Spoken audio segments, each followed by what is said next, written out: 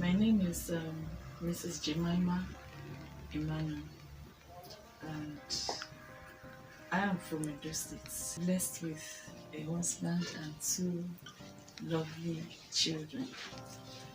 An educationist, Yes, and also a caterer. a caterer. Okay, I'm Mr. Silvanus Emmanuel. I'm also from Edo State, and this is my lovely wife, a gift from God. Uh, yes, like she said, we are blessed with two wonderful children, Majesty and Emmanuel, to the glory of God. We met sometimes, that was 2009. 2009 precisely, that was when I relocated back to Ibadan, and we met in church. I remember then I was a cell group leader, and Mommy Chi would always emphasize the need for us to pray whenever we want to choose, an assistant. I prayed, I trusted God to give me a reliable assistant that will assist me in the work of God. And I said to God, while the cell group was being reshuffled, I told God that the first person that would come to my cell group, the first person would be my assistant. By the time he came, we got talking. He was the first person that came into the group because I think it was number one. So I asked him some questions. He answered me, and I asked him if he would like to be my assistant in the cell group, and he said yes. He accepted, at once, and I was so delighted. And from then, we began to do the work of God. And mostly, what really drew us together was prayer. We were always meeting to pray for our cell group members. Yeah, actually, the cell group is made up of singles, marriageable singles. Like in our church, we attend Glory Tabernacle Ministry. We have the singles team, so they are divided into smaller groups that we call cell group. So, like she said, I became an assistant then, and we are both passionate about working for God. We care for our member. We were just sharing burden, and we realized that both of us were passionate about the work of God. So that was brought us very, very close. But along the line, I was still our assistant then, and then later the cell group was reshuffled again. Then I was made an ESCO. I remember prior to that time, we were very close. And that was one of my sister in Christ. She was like, this closeness between you and this sister Jemima. Then she was Sister Rosemary. Then before we got married and God gave her another beautiful name. So she was like, we are too close. The way you are close to this sister, brothers that are interested in her will not like to come close to her. And I was like, I said, oh, she was asking me, do you have interest in her? I said, no, we are just brothers and sisters in Christ doing the work of God together. That's all. I don't really have anything hidden about it. I said, maybe I need to withdraw a little so that at least brothers that are interested can approach her. I said, okay. I said, that would be fine if that would not create issue. So I made up my mind to withdraw from her so that I wouldn't be hindering people who want to propose to her or to marry her.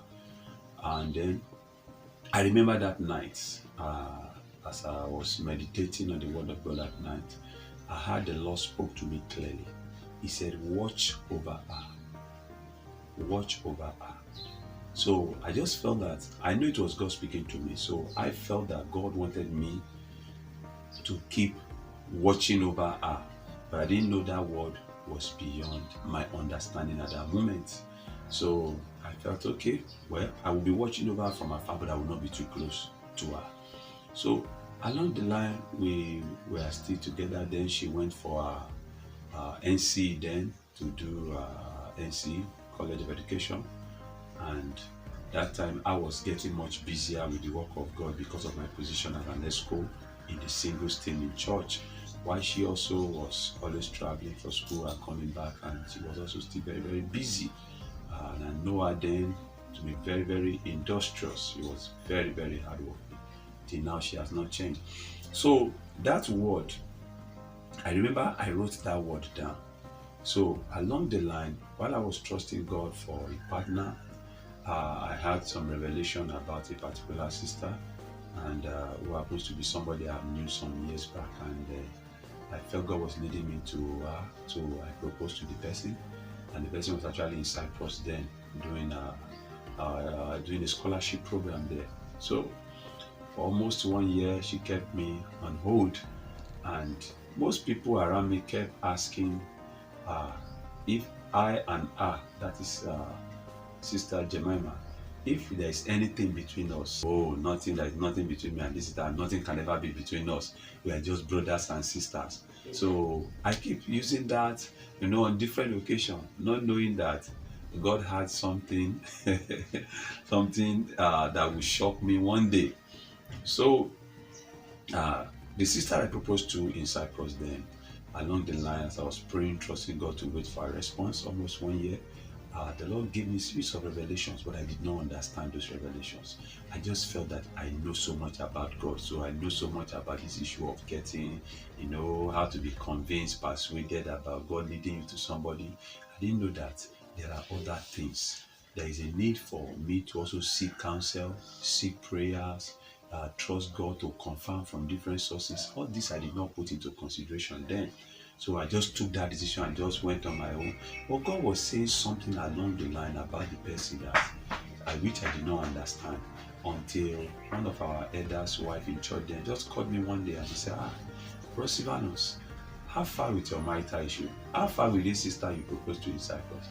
She's taking too long. Why don't you just call her and ask her, are you interested or you are not interested?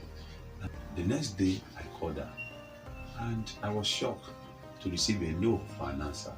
And that day I felt very, very bad. I felt very, very lonely that day. So I was just returning back from work that day. And when I got home, just me and one of my friends, I was staying in a BQ then.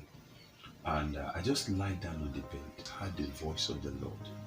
I heard it clearly. It was as if I was lying down. Somebody was lying down beside me and was talking to me.